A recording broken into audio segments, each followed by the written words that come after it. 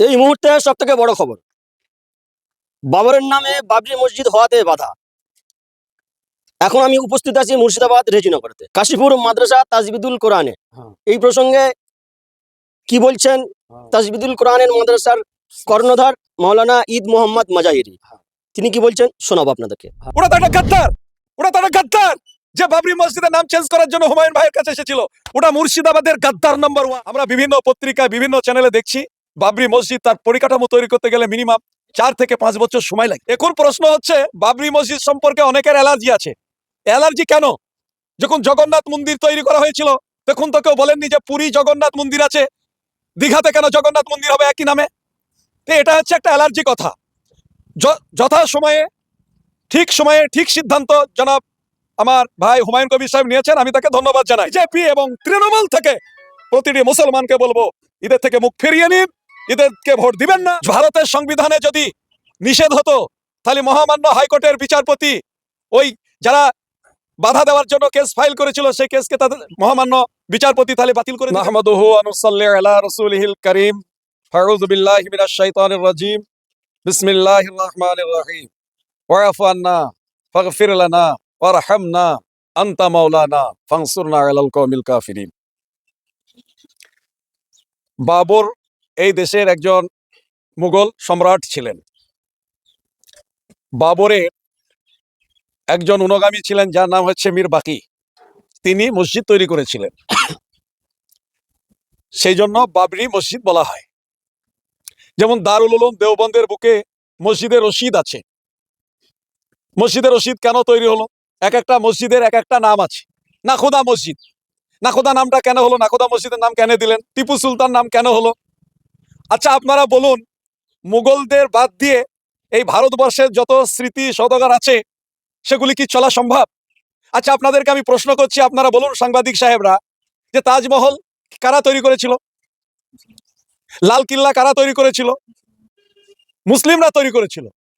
আচ্ছা তারপরে ফতেহপুর সিকিরিতে যে বড় বড় বালাখানা তৈরি করা হয়েছিল আকবর বাদশার আমলে, মুঘলরা এই দেশ শাসন করেছে এবং এই দেশে তাদের মহব্বত ছিল। এই বাবরের বাদশার জন্ম ছিল উজবেকিস্তানে। এর জন্ম হচ্ছে উজবেকিস্তান। ইনি ভারতের মাটিতে এসেছিলেন, ভারতকে শাসন করেছেন। আমি ওনার জীবনী পড়ে যতটা দেখেছি, উনি হিন্দুদেরকে অত্যন্ত ভালোবাসতেন। ওর মৃত্যুর সময় হুমায়ুনকে বলেছিলেন যে খবরদার হিন্দুদের মন্দির রক্ষা করবে, হিন্দুদেরকে ভালোবাসবে, হিন্দুদের উপরে কোনো অত্যাচার করবে না। তাহলে এই কথাটা জিতে তার ছেলেকে বলে গেছেন, এটা একটা কম কথা বলুন? তিনি কোনো সাম্প্রদায়িক রাষ্ট্রনায়ক ছিলেন? তিনি তো জনগণের রাষ্ট্রনায়ক ছিলেন, তিনি তো জনগণের বাদশা ছিলেন। সুতরাং বাবরি মসজিদে এত অ্যালার্জি কেন? কিছু কিছু লোকের আছে, ওলামাদের মধ্যেও আছে। ওলামাদের মধ্যে অনেকজনা টিপুনি দিচ্ছে যে সাধারণ মানুষ মসজিদ করবে কেন? এখানে বড় বড় মাদ্রাসা আছে, সেই মাসার মুহাদ্দিসিনরা থাকবেন। আচ্ছা সাধারণ মানুষের কোথাও হাদিস কোরআনের পাতায় লেখা আছে যে সাধারণ মানুষ বাবরি মসজিদ করতে পারবে না? ভারতের সংবিধানে যদি নিষেধ হতো তাহলে মহামান্য হাইকোর্টের বিচারপতি ওই যারা বাধা দেওয়ার জন্য কেস ফাইল করেছিল সেই কেসকে তাদের মহামান্য বিচারপতি তাহলে বাতিল করে দিতেন না? সুতরাং তাদেরকে দুবার অপদস্থ করেছে, দুবার 5 তারিখে বাধা সৃষ্টি করেছিল, হাইকোর্টে পিটিশন দিয়েছিল, পিটিশন মহামান্য বিচারপতি খারিজ করে দিয়েছিলেন 5 তারিখে। ফের 2 দিন আগে ফের খারিজ করে দিলেন। তাহলে পিটিশন দিয়ে যাচ্ছে কিন্তু সেটা গ্রহণযোগ্য হচ্ছে না। বিচার বিভাগের ব্যাপারটা যারা ভারতবর্ষের হাইকোর্ট পরিচালনা করেন, সুপ্রিম কোর্ট পরিচালনা করেন, মহামান্য বিচারপতিরা ভালো জানেন। এখন প্রশ্ন হচ্ছে বাবরি মসজিদ সম্পর্কে অনেকের অ্যালার্জি আছে। অ্যালার্জি কেন? যখন জগন্নাথ মন্দির তৈরি করা হয়েছিল তখন তো কেউ বলেননি যে পুরী জগন্নাথ মন্দির আছে, দীঘাতে কেন জগন্নাথ মন্দির হবে একই নামে? এটা হচ্ছে একটা অ্যালার্জি কথা। যথা সময়ে ঠিক সিদ্ধান্ত জনাব আমার ভাই হুমায়ুন কবির সাহেব নিয়েছেন, আমি তাকে ধন্যবাদ জানাই। কিছু মৌলানার অ্যালার্জি আছে। এখানে বড় বড় যে মাদ্রাসা আছে, এই মাদ্রাসার অধিকাংশ মৌলানা সাহেবরা বাবরি মসজিদকে সমর্থন করছেন। আর ডান পাশে এবং বাঁ পাশে যারা আছে, ডান পাশে একজন সমাজের কুলঙ্কার বসিয়ে দিয়েছে, সমাজের কুলঙ্কারকে বসিয়ে নিয়েছে, সে হু হু করছে, ছবিটা দেখা যাচ্ছে না। বাবরি মসজিদ সম্পর্কে এখানকার আলেম ওলামাদের 95% সমর্থন আছে। কেউ সামনে আসছে, কেউ আসছে না। আমি দেখেছি আমাদের বেলডাঙ্গা অঞ্চলের যত ওলামা ইকরাম আছেন, একজন মুহাদ্দিস তিনি বলছেন সমর্থন করো হুমায়ুন সাহেবকে। আবার তিনার বিআই বলছে সমর্থন করো না। এসব নোংরা নীতিগুলি বর্জন করা দরকার। মুসলমানদের কোনো সংস্থা, কোনো দল ঠিকে লাইনি, মুসলমানরা বুঝে। মুসলমানদের একটা আবেগ তো থাকবেই। বাবরি মসজিদ দীর্ঘ আজকে 800 বছর আগেকার মসজিদ ছিল, সেটাকে তো মহামান্য বিচারপতি যে রায় দিয়েছেন মুসলমানরা সেটা মেনে নিয়েছেন, সেটা সম্পর্কে আমাদের কোনো মন্তব্য নেই, কোনো বক্তব্য নেই। বর্তমানে মুর্শিদাবাদ জেলাতে ছেতিয়ানিতে, রেজিনগর থানার অন্তর্গত ছেতিয়ানিতে যে বাবরি মসজিদের ভিত্তি স্থাপন হয়েছে, জায়গা কিনার চেষ্টা চলছে, কিনা হয়েছে, কিনা হবে। বাবরি মসজিদ ইনশাআল্লাহ আল্লাহ পাক রাজি থাকলে হবে। সেটা কদিনে হবে, এখনই তো হচ্ছে না, সময় লাগবে। আমরা বিভিন্ন পত্রিকায়, বিভিন্ন চ্যানেলে দেখছি বাবরি মসজিদ তার পরিকাঠামো তৈরি করতে গেলে মিনিমাম 4 থেকে 5 বছর সময় লাগবে। হঠাৎ কিছু হয় না। আপনারা যে মাদ্রাসাতে দাঁড়িয়ে আছেন, এই মাদ্রাসার নাম হচ্ছে মাদ্রাসা তাজবিদুল কোরআন। আগে ওই চালা ছিল, ইটের গাঁথনি, টালির ছাউনি, তারপরে এখন একটা বৃহত্তম প্রতিষ্ঠান হিসাবে আকার নিয়েছে, আপনারা দেখতে পাচ্ছেন। সুতরাং বাবরি মসজিদ সম্পর্কে আপনারা যেটা বলছেন যে বাবরের স্মৃতি কি একটা নাম, নামটা রাখলে অ্যালার্জি কোথায়? যদি ভারতের সংবিধানে নিষেধ থাকতো তাহলে মহামান্য হাইকোর্ট এটাকে রিজেক্ট করে দিতেন। সুতরাং হাইকোর্ট যখন তাদের পিটিশনকে খারিজ করে দিয়েছেন, আর কোনো বাধা থাকলো না। হুমায়ুন সাহেব, মাননীয় এমএলএ সাহেব যে উদ্যোগ নিয়েছেন, ঠিক সময়ে ঠিক উদ্যোগ নিয়েছেন।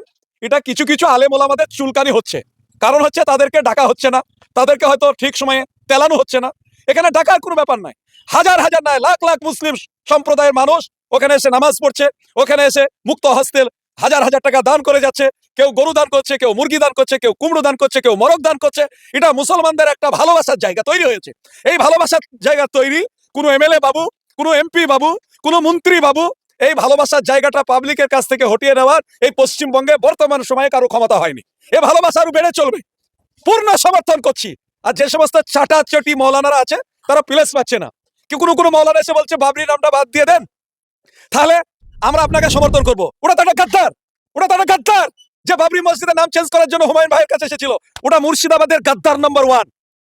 বাবরি মসজিদের নাম চেঞ্জ হবে না, নাম হবে ভারতবর্ষের বুকে কারো যদি মন্দির গড়ার অধিকার থাকে, আমাদের মসজিদ গড়ার অধিকার আছে।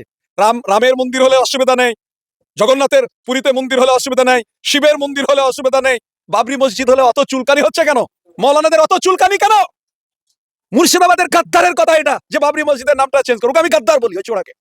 সুতরাং মুসলমানদেরকে নিয়ে রাজনীতি যারা লোক আছেন তারা বেশি ছিনিমিনি খেলবেন না।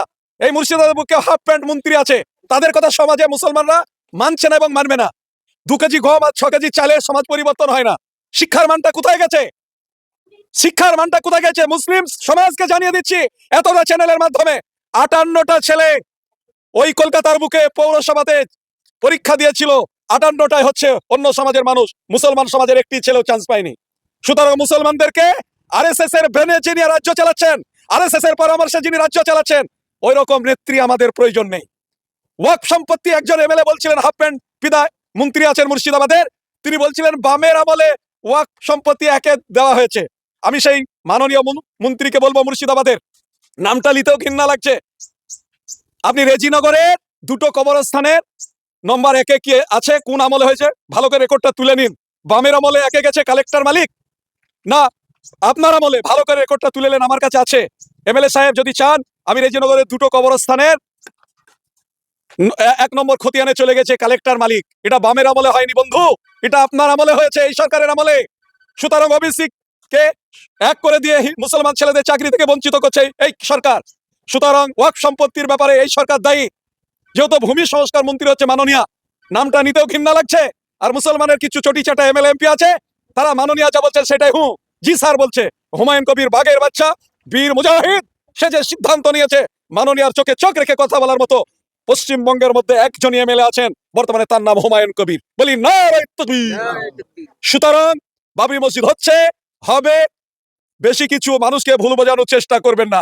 আপনারা খুবই উন্নয়ন করেছেন, পশ্চিমবঙ্গটাকে একটু পরিত্রাণ দেন।